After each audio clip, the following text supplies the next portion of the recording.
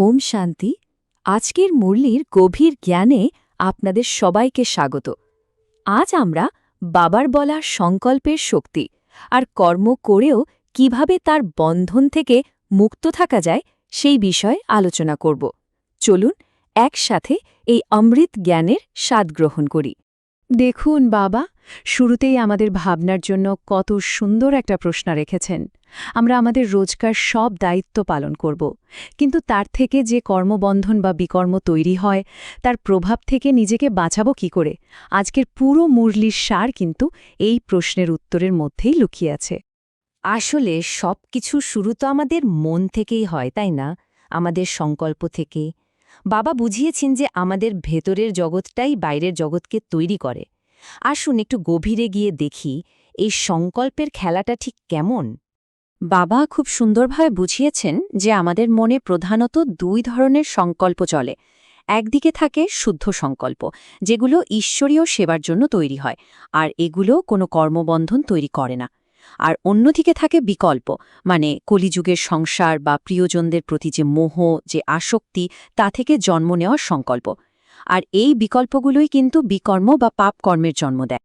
এখানে কিন্তু একটা খুব গভীর বিষয় বোঝার আছে। যখন আমাদের চিন্তা বা সংকল্প শুধুমাত্র বাবার সেবা বা যজ্ঞের কল্যাণের জন্য হয়, তখন সেগুলোকে ব্যর্থ সংকল্প বলা যায় না। বরং বাবা বলছেন এটাই হলো নিঃসংকল্প অবস্থা, কারণ এই চিন্তাগুলো আত্মাকে কোনো নতুন হিসাব নিকেশের বাঁধনে বাঁধে না। কি আশ্চর্য সুন্দর কথা, তাই না? আচ্ছা, সংকল্পের কথা তো হলো। এখন চলুন কর্মের জগতে আসা যাক।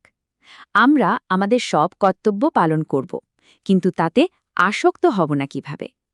বাবা এর জন্য খুব সহজ একটা পথ দেখিয়েছেন। তার আগে বিকর্ম কি সেটা পরিষ্কারভাবে বুঝতে হবে। যখনই আমাদের মনে কোনো বিকারী বা খারাপ সংকল্প জন্মায় আর সেই অনুযায়ী আমরা কোনো কাজ করে ফেলি, তখন সেটাকে বলা হয় বিকর্ম। আর এই বিকর্মই কিন্তু আমাদের জীবনের দুঃখ আর শাস্তির মূল কারণ হয়ে দাঁড়ায়। তাহলে উপায়টা কি? পথটা হলো আত্মীয় স্বজনের সেবা অবশ্যই করতে হবে, কিন্তু সেই সেবাটা হবে অলৌকিক, ঈশ্বরীয় দৃষ্টিতে, কোনো রকম মোহের বশে নয়। মনে রাখতে হবে, মনে যদি কোনো বিকারী সম্পর্কের সামান্যতম চিন্তাও আসে, সেটাও কিন্তু বিকর্ম তৈরি করে। তাই আমাদের কর্তব্য হবে সম্পূর্ণ নিরাসক্ত হয়ে কাজ করে যাওয়া। এই যে নিরাসক্ত অবস্থা, এটা লাভ করার মূল চাবিকাঠিটাই হল দেহ অভিমান থেকে মুক্তি।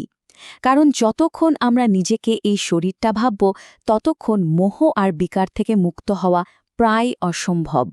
বাবা এখানে চেতনার দুটো স্তরের কথা বলেছেন। একজন হল দেহাভিমানী, যার মধ্যে সামান্যতম বিকারও যদি থেকে যায় তাকে তার শাস্তি ভোগ করতেই হবে। আর আরেকজন হলেন দেহী অভিমানী, মানে যিনি নিজেকে আত্মারূপে অনুভব করেন এবং সব বিকার থেকে মুক্ত। তিনি শাস্তির বন্ধন থেকে পুরোপুরি আজাদ হয়ে যান। তো এই দেহী অভিমানী হওয়ার জন্য যে পুরুষার্থ বা চেষ্টা করতে হবে, তার কয়েকটা সহজ ধাপ আছে। প্রথমত, মনে এই নিশ্চয় বা বিশ্বাস দৃঢ় করতে হবে যে আমি এক আত্মা।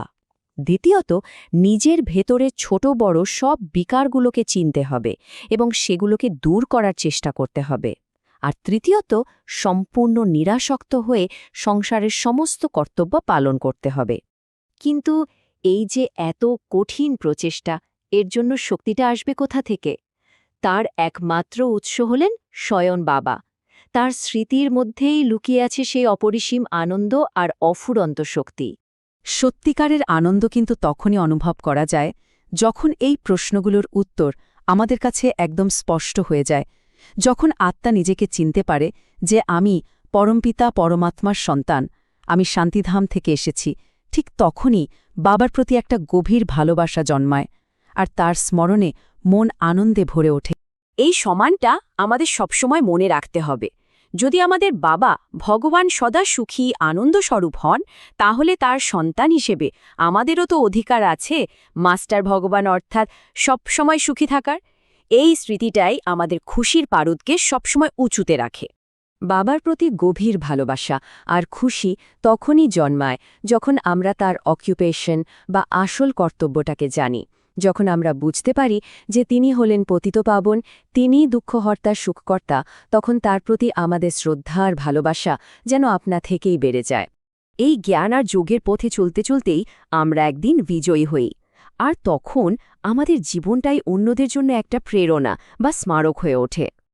আজকের মুরলি থেকে ধারণার জন্য কিছু মুখ্য বিষয় হল, প্রথমত, বাপ-দাদার কাছে কখনো কোনো কিছু গোপন না করা।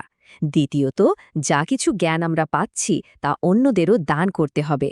আর সবশেষে সবসময় এই স্মরণে থাকতে হবে যে আমরা সদা সুখী ভগবানের সন্তান, তাই আমাদের খুশিতে থাকতেই হবে। আজ বাবা আমাদের খুব সুন্দর একটা বরদান দিয়েছেন। তিনি বলেছেন, আমাদের জীবনের যে বিকাররূপী সাপগুলো আছে সেগুলোকে নিজের শয্যা বানিয়ে বিষ্ণুর মতো সদা বিজয়ী এবং নিশ্চিন্ত হয়ে যাও। এই বরদানের গভীর অর্থটা হল, যখন আমরা সহজ রাজযোগে স্থির থাকি তখন বড় বড় বিকারগুলো আমাদের দাসে পরিণত হয়। সেগুলো আমাদের আর কষ্ট দিতে পারে না, বরং আমাদের বিজয়ী জীবনের স্মারক হয়ে ওঠে। আর তখন আত্মা সবসময় আরাম আর নিশ্চিন্ত অবস্থায় থাকে। আত্মিক শক্তি বাড়াতে হলে প্রতিদিনের মুরলির স্মরণই আমাদের সর্বোত্তম সহায়।